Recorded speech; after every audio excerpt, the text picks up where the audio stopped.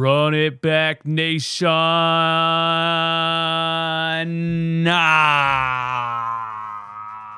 What is good? It is your boy DJ Eastwood, running back Philly. No frauds, no fanboys. Never had an intro in my entire life. Still don't know what you're talking about. Subscribe to the channel. If you're not subscribed to the channel and you watch these videos, that is fraudulent behavior. Don't be a fraud. Hit the little red subscribe button. Turn your notification bell on. Give me 1,000 likes on the video, and let's get down to business. All right. Shout out to my guy RB. Joel Embiid, James Harden, and Furkan Korkmaz are out again tonight per Sixers. I don't want to spend too much time talking about this, but what the hell is going on?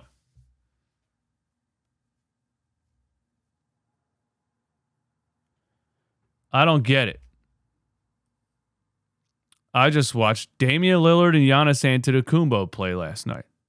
I just watched Domantas Sabonis and Sonic the Hedgehog play last night.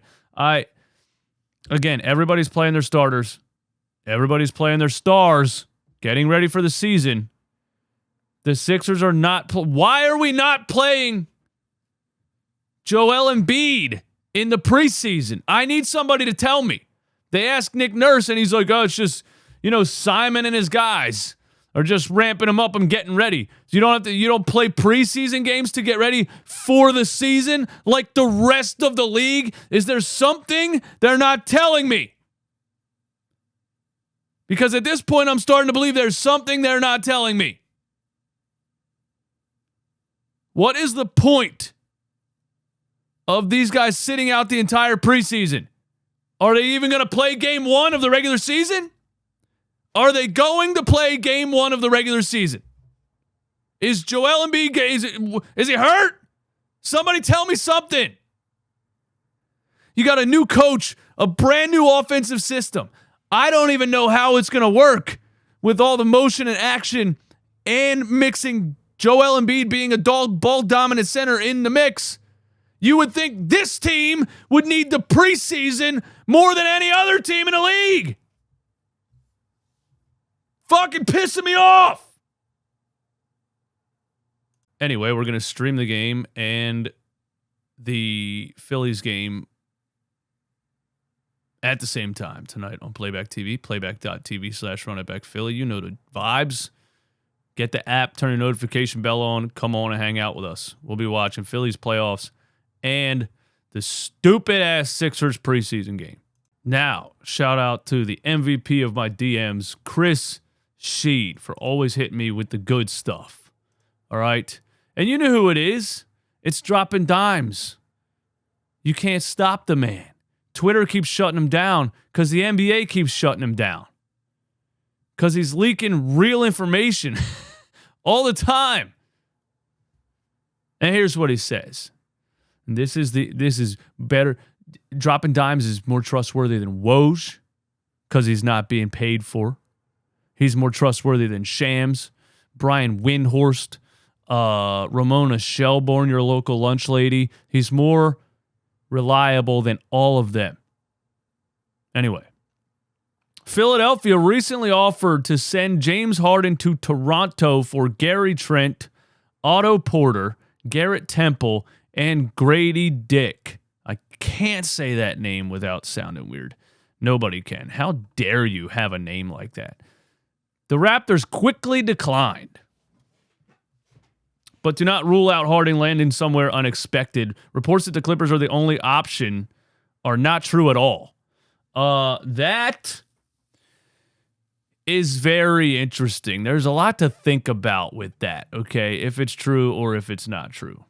The first thing I think is, how do you even offer a player in a trade who doesn't want to play anywhere but one specific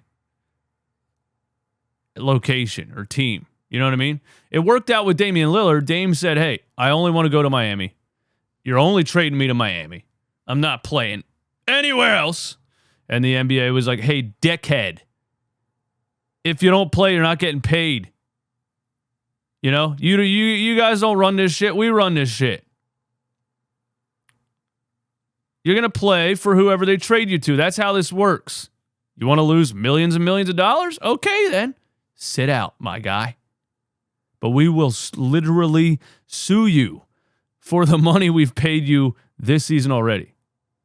So Dame gets offered Milwaukee. And they say, listen, we can't trade you to Miami because they ain't giving us shit. We can trade you to Milwaukee. And you and Giannis Antetokounmpo and Chris Middleton and Brook Lopez and Bobby Portis Jr. can go out there and try to win a championship. And Dame had no choice. He said, I mean, that makes perfect sense.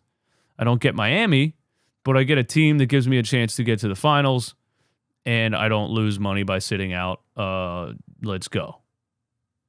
James Harden, on the other hand, says, I want to be traded to the Clippers. You know, the sale for Damian Lillard was because the Milwaukee Bucks are a title contender. James Harden does not want to play for the Toronto Raptors. There's no way in hell James Harden wants to play for the Toronto Raptors. And so even if you get the player to say, okay, I don't want to lose millions of dollars by sitting out, I'll show up and play to wherever you trade me to, he's on a player option. He's on a 1-year contract. Why in the world would the Toronto Raptors give up much of anything for a guy that they know is going to leave? They gave up DeMar DeRozan and whatever else for Kawhi Leonard, but that was Kawhi Leonard in his prime, and they were willing to say, we'll take a 1-year Kawhi Leonard rental and try to win a championship. But a 33-year-old, 34-year-old James Harden, who has shown nothing short of not giving a fuck this offseason, why would a team give up anything for half a season of that? You know what I'm saying? Or a full season of that. Why would a team give up anything for a full season of that? A team that knows he doesn't want to be here and he's going to leave. Gary Trent, Otto Porter, Garrett Temple, and Grady Dick. Like, if this is true, and I have no reason to not believe the greatest amateur NBA analyst of all time, Dropping Dimes, now 98 on Twitter, was Dropping Dimes 20. They shut him down. Why would Daryl Morey make this offer? He claims I'm not trading him unless it's for an all-star caliber player who gives us a chance to win a championship. Does adding Gary Trent, Otto Porter, Garrett Temple, and Grady Dick give you make you a championship contender? Hell no. The Clippers are offering a package of draft picks. Yeah, they don't want to give up any players for Harden, but they're offering a package of draft picks. That makes more sense than this garbage. I don't get it. Somebody explain to me, please, in the comments, how can you trade James Harden to a team that he doesn't want to go to on a 1-year contract and get anything in return? I don't get it. I'm confused. Somebody explain it to me. And over the weekend, Doc Rivers, who just can't get enough of himself, after leaving the Philadelphia 76ers, being fired, let's call it what it is.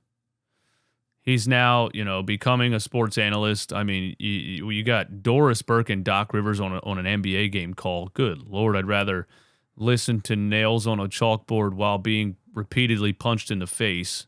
Now he's on ESPN.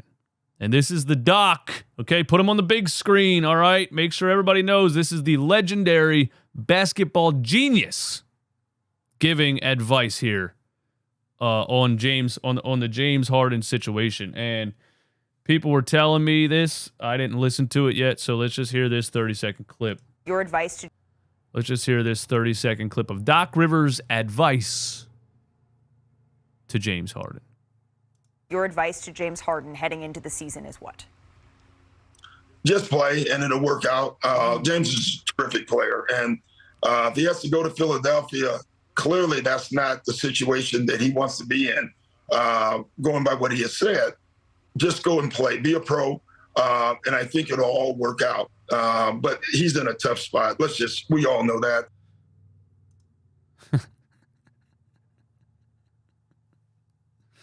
Oh, Doc. The player's coach of all players' coaches. He's in a tough spot. He's in a tough spot. He has to go play basketball for $37 million. He's in a tough spot. Oh, it's going to be so difficult for him to not have to ever go to a real job and just go put on a jersey and play a sport. Oh, my God, he's in such a tough spot. You soft-ass...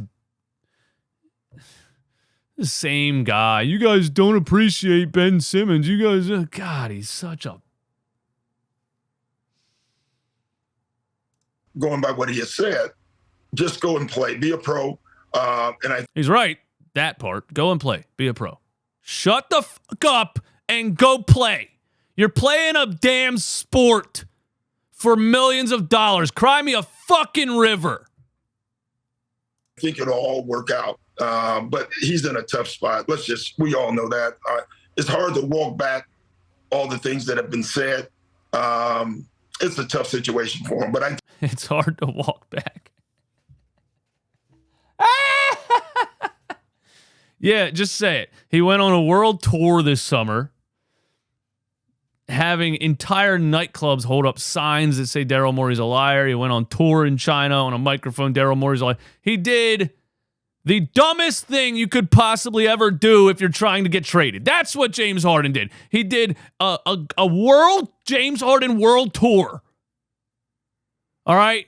To China, where everyone still thinks it's 2015 because they don't have the internet. He went on a world tour saying stupid shit that lowered his trade value even more. And now he has to walk it back because Daryl Morey sat up there and said, fuck you. I ain't doing it.